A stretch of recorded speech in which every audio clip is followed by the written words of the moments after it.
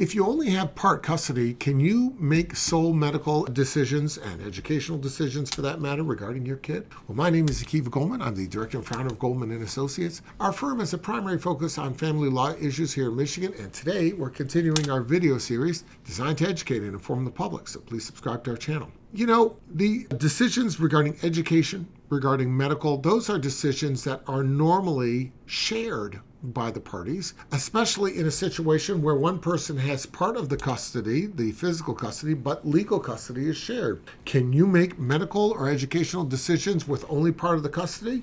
Well, you can make them, but the question is, can you make them without letting the other person weigh in, without taking their opinion into account and without working out them? The answer is no. If you only have part of the custody and the legal custody, for example, is shared, that means that not the day-to-day stuff. I'm not talking about what little Johnny wears to school. That's generally not going to be a fundamental decision. But in terms of educational or medical, if there's, for example, a procedure that has to be done and you're grappling with whether or not you should do it and you say yeah, the other side says no, you do not have the right to make that unilateral decision. If you can't work it out, you'll have to go to court and have the judge make the decision, and that's what's going to happen. Similarly, if you decide you no longer like the school and you want to pick the child out of that school, throw them into another school, you just can't make that decision on your own when you don't have full legal and full physical custody. In this particular scenario, what we're really talking about is the full legal custody, because the decision making is shared and you can't go and just make that unilateral decision.